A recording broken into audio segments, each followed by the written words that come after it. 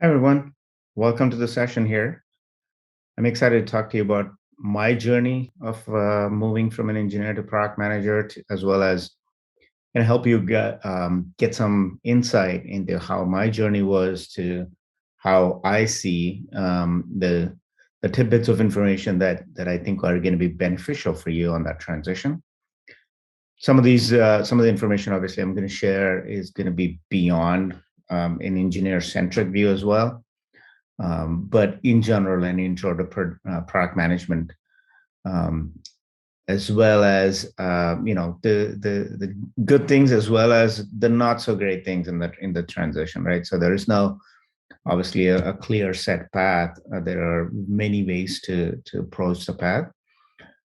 So I'd like to kind of give you a guide through my journey here. A bit about me. Um, I've been a product manager. I'm currently a product lead at DocuSign. Been in the SaaS space in general, B2B SaaS for 5-6 years now, and at DocuSign as well as a couple other companies, SAP Concur, etc.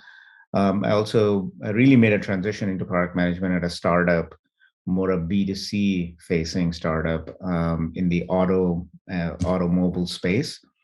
So I'll give you some tidbits of information there as I talk through this session, and then it'll be a candid disclosure of my path here.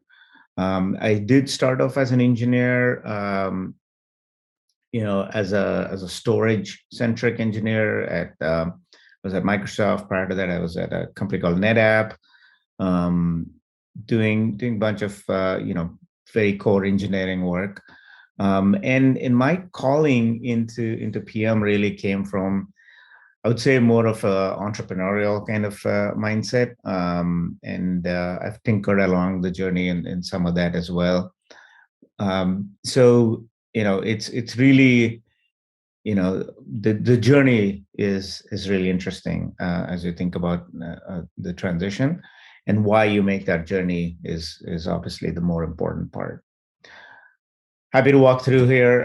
So yeah, let's jump right in. So who is a PM, right? So I mean, it's kind of the quintessential slide to walk through, right? Of what I see, obviously, as a modern product manager. And it's really, I'm sure you've seen this picture before. It's really that fusion of business, design, and engineering, right?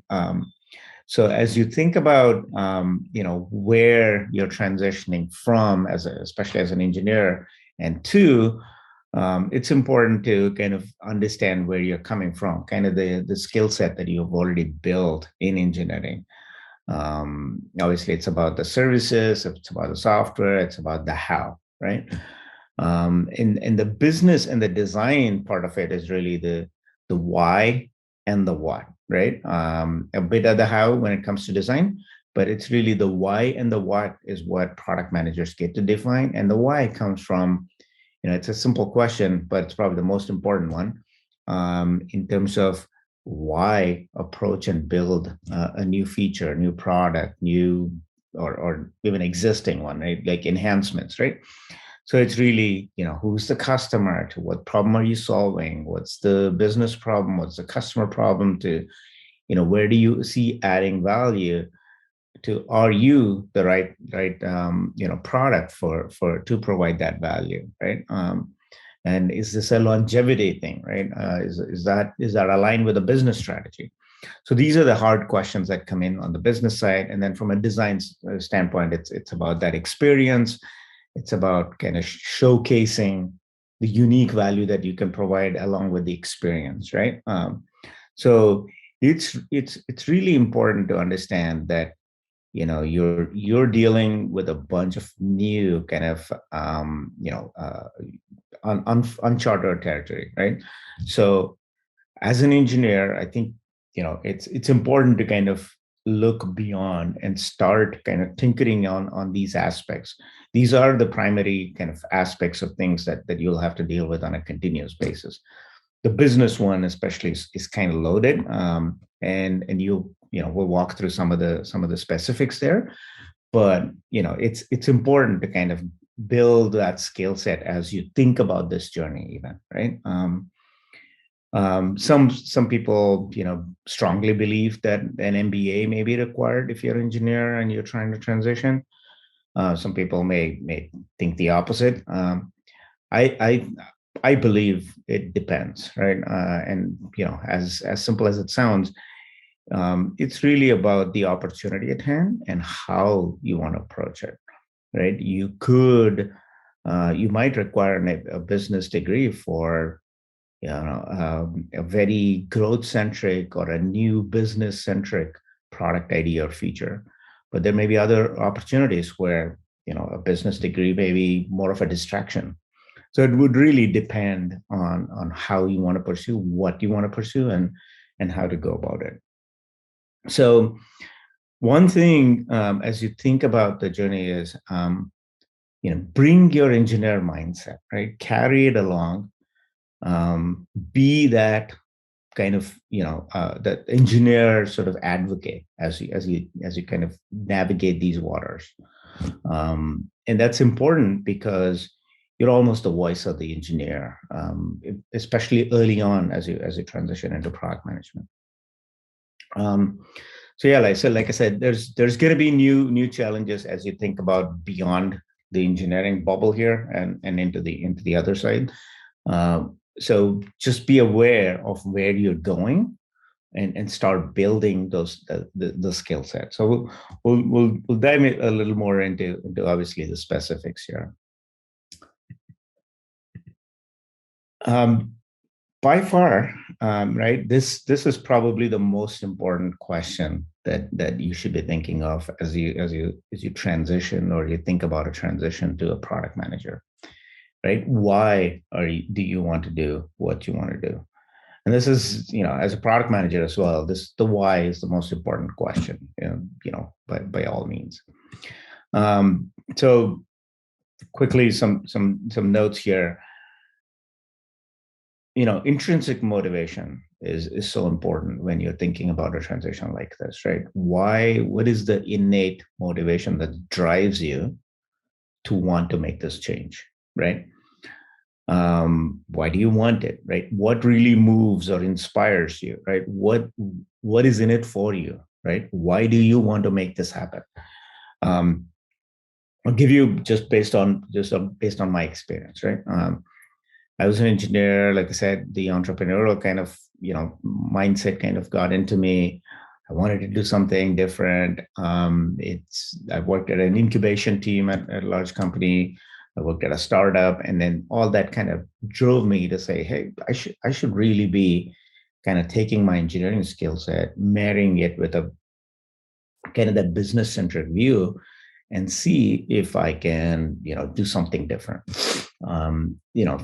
Initially it was about, building a net new company, net new product, pursuing that sort of thing. But I was also at a startup, so felt like, hey, wouldn't it be cool if I can take the skill set, excuse me, and work towards, a net new product introduction, a net new business idea, right? And then I kind of stumbled upon sort of this product manager role, right? And the product manager role was a little ill-defined at that company, so it was hard to get by. But it was basically that motivated me, right? To say, hey, wouldn't it be cool if this company is growing? Wouldn't it be cool if I started a new business unit that could generate more revenue and more value to the business, providing this value back to the customer as well. And by the way, I could leverage all the engineering skill set that I have, right? This turned out to be especially interesting for me because it was in the automotive space. I'm super passionate about automotive. It's also about a space, where I wanted to learn a lot in mobile. It was a skill set that I knew from an engineering and service standpoint because that had been my role as an engineer. So it's kind of a natural fit, and it felt like a true startup within a startup where was like three founding members that kind of started the whole unit. So it was pretty interesting to go through that journey, and that's why we later on grew to like 15, 20 people within the company. We grew to be a fairly large presence in terms of revenue and such for the company. But all good things. Obviously, it was quite a struggle to get there, right? It was a good 3-year ordeal to make progress. Lots of convincing, lots of conversations. We'll talk about some of the dimensions, but all in all, I would say the most important thing is around why, right? And the motivation for me was, hey, let's build something new, right? So you need to find your own journey of the why. Why do you want to be a PM, and figure out exactly what kind of PM and such along that journey. And that's really the next slide. Before I get there, obviously, the Spider-Man analogy or the saying is pretty apt, because it is a pretty responsible kind of role, right? It really is, because the adage is, CEO of a product, right? CEO of your product, and it's true, right? You are kind of multidimensional. You're looking at it in different angles. You're looking at in all these fashion. You are the advocate for the product and that customer value and the business value and such. So if you do not have a strong why, it's going to be a rough ride. Just saying it like it is, right? So since you will have to expect this kind of responsibility, you have to make sure you know the main reasons what motivate you to get there, right? Because it's going to be laden with lots of minefields. The next part of it is around what type of PM, right? Obviously, I was more of that growth PM. There are obviously enterprise PMs. There are startup growth, I guess, is kind of similar, but then a whole bunch. And this is not a complete list by any means. And then as you think about these different dimensions of PM, some of this obviously ties to the opportunity at hand that you may be pursuing, right? As an engineer, are you thinking, hey, wouldn't it be cool if I just become a product manager for the feature that I work on, right? Yes, that might make sense, right? There might be other opportunities also. There might be a net new place that you want to go to, but it's really kind of figuring out your journey of the why, and then identifying which one you would want to take, right? Which of these are apt for you? Which of these would be the least resistant? But also, it's which one is obviously does the business want, that the company want, does the opportunity at hand present, right? All of that has to kind of play in to what you want to do. And then as you think about the rest of the journey of let's say you identify the kind of PM you want to be, right? And you have to realize that this is not going to be an easy path, right? Some of us might be super lucky in how we transition, right? And I would say I was, although it was a fairly long path to get there, right? And it's going to be windy. You have to kind of acknowledge that, be prepared for that, and be proactive on that, right? It's making sure that you have identified these key milestones on your journey. These may be simple milestones, right? From 6 months, 3 months, 12 months kind of time, milestones to say, I want to pick up this extra skill set because I want to be an API engineer. Let me see what the next big enterprise does in terms of APIs. I want to be a growth PM. Oh, let me see what I can do in terms of how did that pick your feature, right? How did that feature become successful? Kind of do that research, right? Get into that, and then that'll essentially kind of prepare you to to kind of open up your mindset in general and thinking to kind of be aware of what else is out there. And then there's obviously there's multiple ways you could transfer internally. Probably the most common, I would say, that I've seen. Transfer externally, definitely hard. Although coupled with an MBA, that could happen. But regardless, it's building a path, right? It's maybe you need a plan B and a plan C and a plan D, right? All of these plans, right?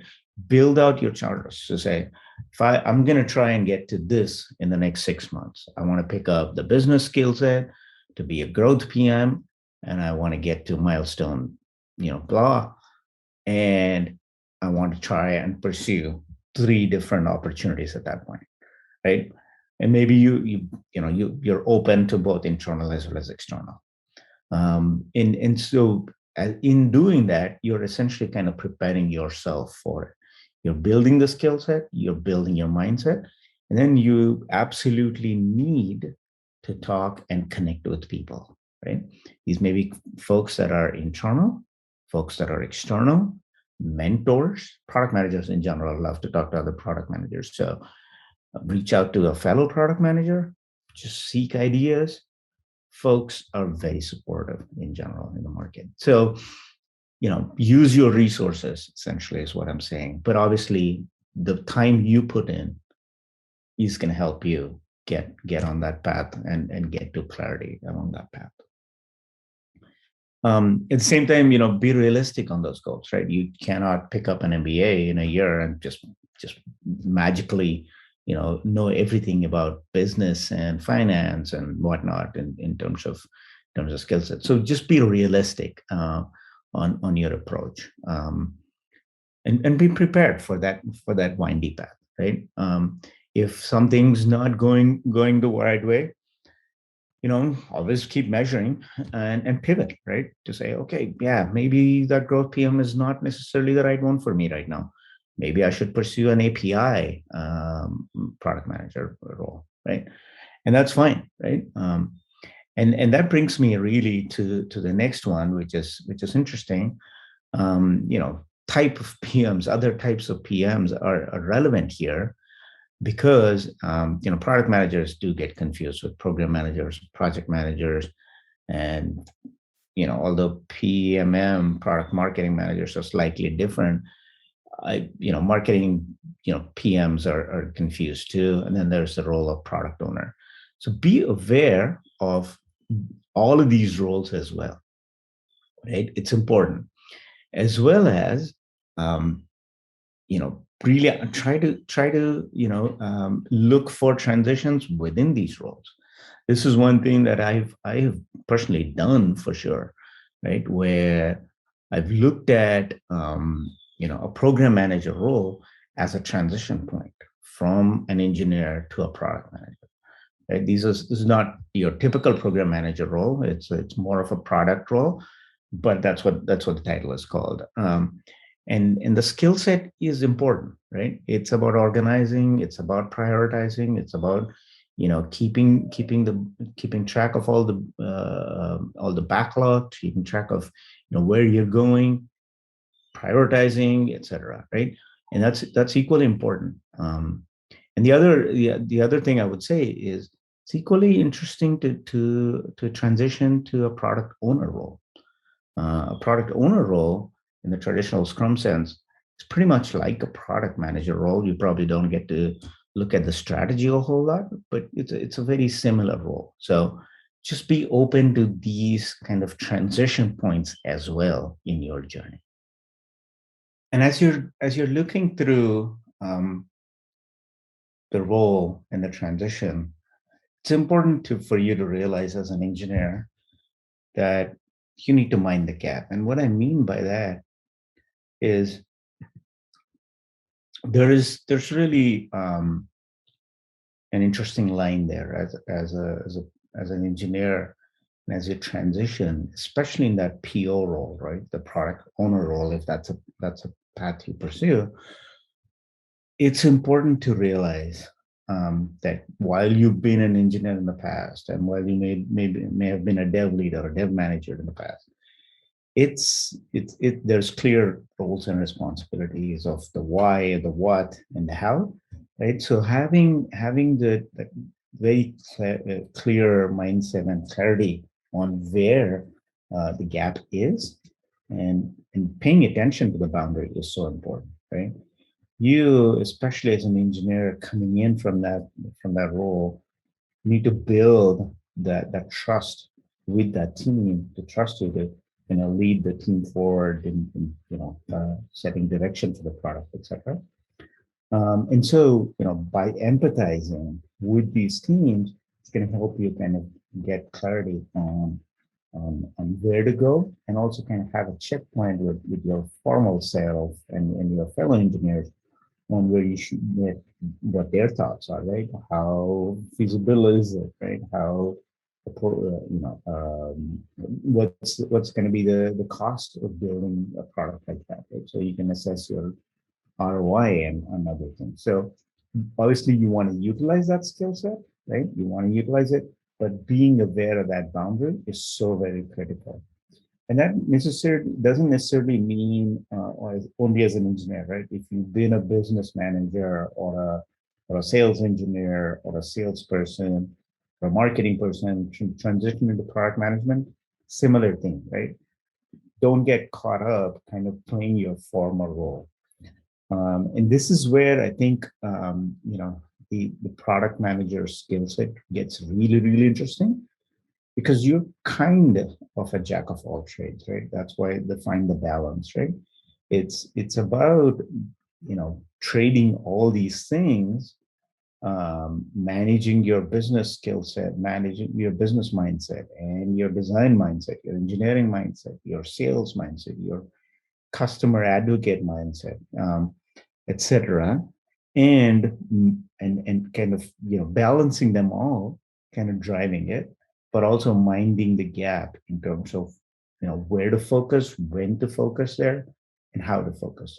And this is a skill. While this is going to be more relevant as you once you transition, it's so important for you to kind of draw out the boundaries in each of these roles, in each of these functional disciplines, and how you're going to approach it, right?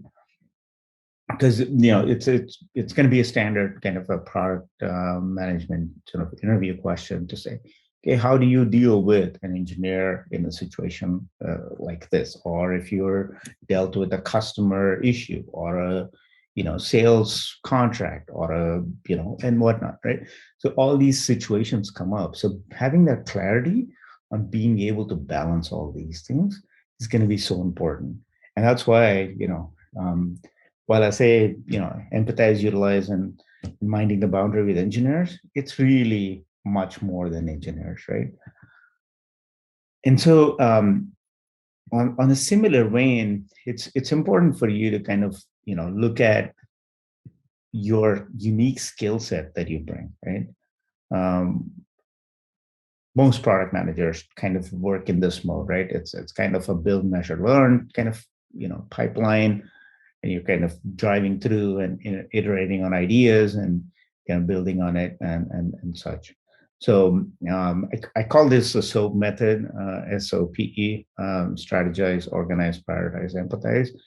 And the reason I kind of came up with something like that, as cheesy as it may sound, is to kind of think of it as more like the key verbs that you would, key actions that you would utilize on an ongoing basis. Strategize, right?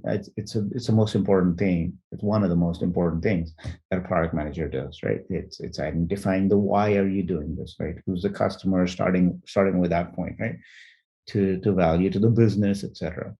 It's organizing. This is where the project management, excuse me, skill set comes in, right? How do you organize it? How do you keep that backlog kind of groomed? How do you ensure that there's clarity on what's first, what's next, and such. Then to prioritize, right? This is where a program manager like skill set comes in potentially, as well as a, in general, a product manager, where you're able to kind of take this and engage with the team, whether this may be the dev team, this may be the marketing team, this may be stakeholders, this may be sales, right? Kind of really about kind of throwing out, a perspective into the mix. So then you can start the conversations on what is next and how to approach it in general. And then they help you kind of prioritize, right? You're not the one and all be all and know all person, right? It's about kind of recognizing that and focusing on these right actions at any given stage, at the right stage, obviously. And then while keeping in mind, it's about empathizing, right? It's about empathizing with a marketing person. It's about empathizing with a salesperson or a customer, and trying to understand, what is it that they are looking to derive from a product feature or a problem or an issue, et cetera, at hand. And then kind of distilling it down by really empathizing, understanding their kind of mindset. And kind of you're kind of relaying all of this, assessing the entire portfolio to then derive some concrete milestones and improvements in the product, or building a new product or whatnot, right? So it's these verbs are so critically important. These actions are so critically important. The strategize, organize, prioritize are almost like probably the majority of the work that product managers do, and then empathizing is kind of that always keep recognizing the fact that all of these stakeholders come with a different mindset. They have their own perspective on things, and you as a product manager, you're trying to sit in the center, trying to organize all this. So it's as an engineer, you get to utilize some of that skill set because you have built products with customers in the past. You understand loosely what customers want, right? The value back to the business and such. It's really about kind of building on that and keeping that perspective on it. Know your audience, talk to the right, knowing your stakeholders, and that sort of thing. And then, yeah, I call it Jack mode again because this is about kind of a balancing act again, and you'll see the graphic in the next one on why this is. But it's a bunch of stakeholders that you're managing, right? And so all of these, as you transition or look to transition, there's going to be a bunch of new dimensions. These are not all the dimensions, right? This is typical enterprise product manager. There's going to be exposure to a bunch of new things, bunch of new learnings, right?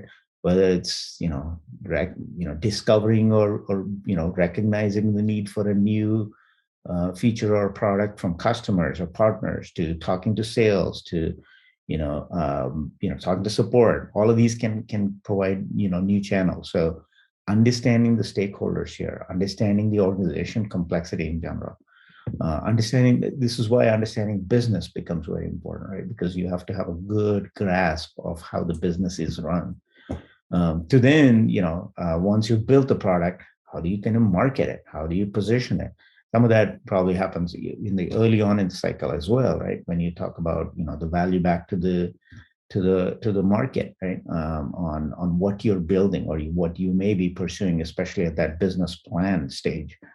And so it becomes it's an important recognition that you'd have to say you're really in the balancing act here, and you're kind of juggling all these stakeholders at any given stage, probably all of them at an early stage, some of them at a later stage, et cetera, right? Depending on where you are in the product. So it there's a lot organizationally that you should also kind of try to instill and recognize and understand, right?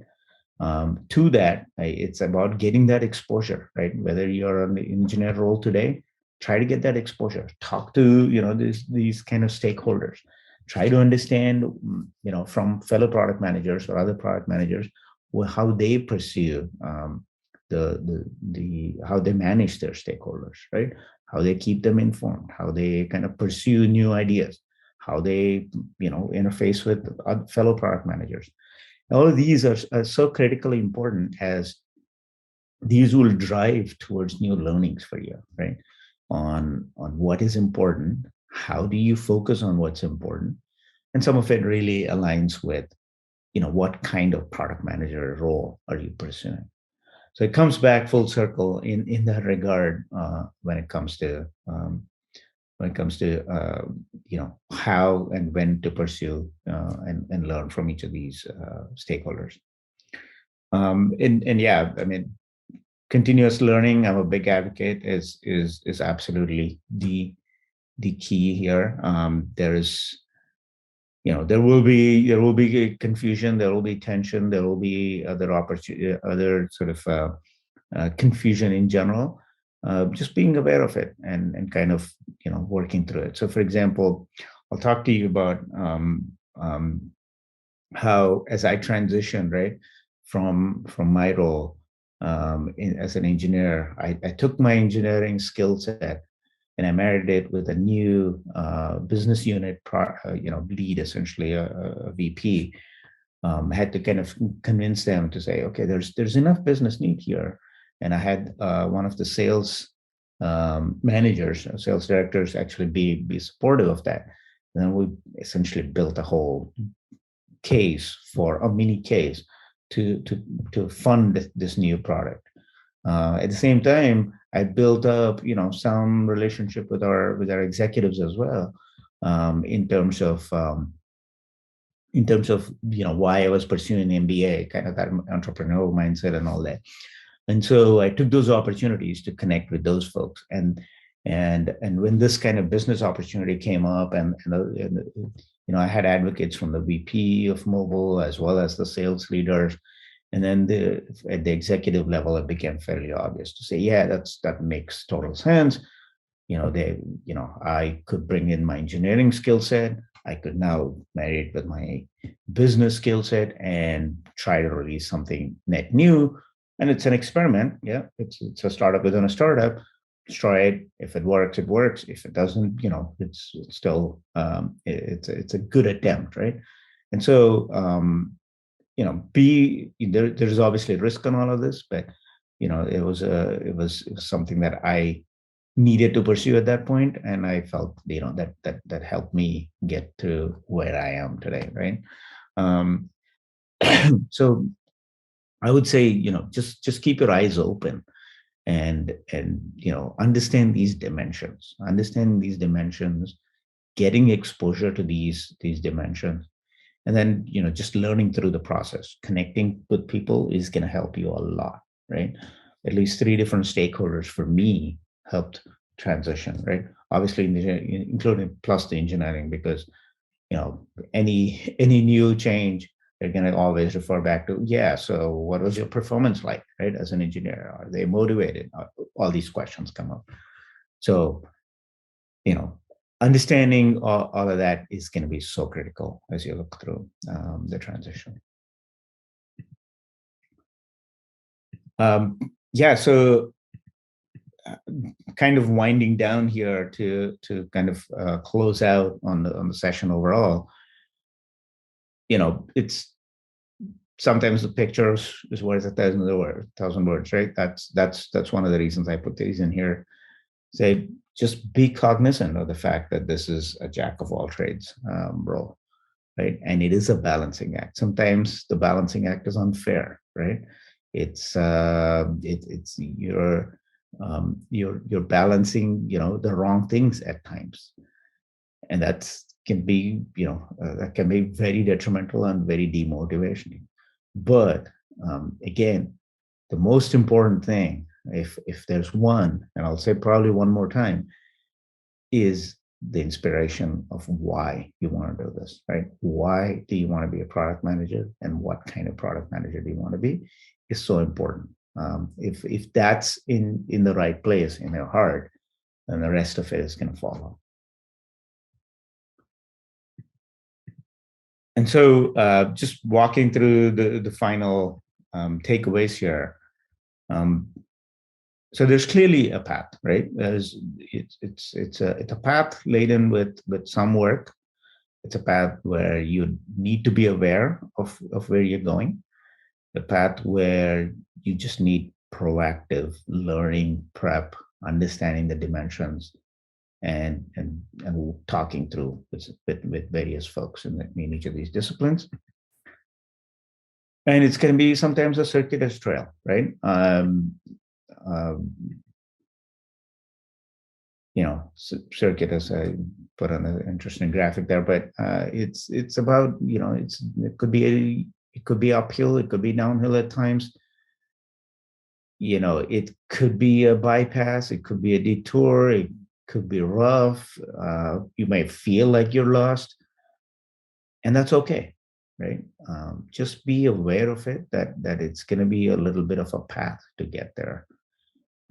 If you're presented with a very short-circuited path, you're very lucky, and so utilize it, but just be prepared. And to be prepared, it's about that continuous learning.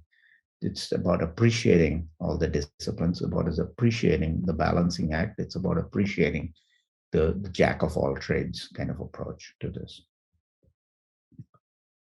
And absolutely leverage your experience, and connections, right? It's there's you build a skill set and experience over time. You should absolutely leverage it to your advantage. And but again, with the gap, you need to be aware of where you're stepping on who or what. So you're filling the right gaps, not necessarily stepping over the wrong line at times. And product managers in general, you'll see multiple times filling gaps, right? That may be a design gap on certain things. It might be an engineering gap on others. It might be a business skill set gap, right? A strategy gap, and maybe around business, right? And so, you need to be able to leverage your experience, your connections, and build, some sort of a bridge to cross that path. And then finally, like I said, one last time, it's to believe in the why. You absolutely need to believe on why you want to be a product manager, and that inspiration is key. That inspiration is the door to your success. It absolutely has to be the most important thing in your path, right, to success. Once you've identified the why, and once you believe in the why, obviously talk to yourself, talk to your friends, talk to your mentors, and identify why you should be a product manager if you don't already know. And then that's going to open up multiple doors in terms of how to approach it. So you have to have that inspiration. That inspiration is going to take you multiple places. Yeah. So find your superhero, right? There is any superhero in you that's going to tell you why you want to do this. Find them and pursue it. Yeah, I just want to leave you with one last thing. The one other thing, to keep in mind, just completing on that Spider-Man's motto, I thought would be interesting is to say, I found this also, which is very apt, right? Dilbert says, product manager with great responsibility. Obviously, you have great responsibility, comes no power. So, and this is true, right? You're dealing through kind of your persuasiveness, your ability to convince people, and this is where appreciating all the connections, appreciating all the skill set, appreciating all these new dimensions is going to be so important. And so being humble, and appreciating them and kind of empathizing and conveying that is going to take you a long way in terms of delivering on whatever you're building. And so it's going to be a little bit of a mental model shift too, is the main point I want to convey here. As you think about an engineer to product manager, now you're actually trying to be your own kind of advocate, across the company, beyond the company, with the customers, etc. And so you'll need to kind of build all of that skill set as well in this journey. And yeah, no one's going to tell you to yes for everything, right? And so you'll need to be persuasive, you'll need to be kind of convincing, and you have to believe it to make it happen. So thank you very much. This has been great for me to prepare as well as present. I hope you enjoyed it as much as I did. Any questions, please reach out to me. Again, my name is Ram, and wish you all good luck.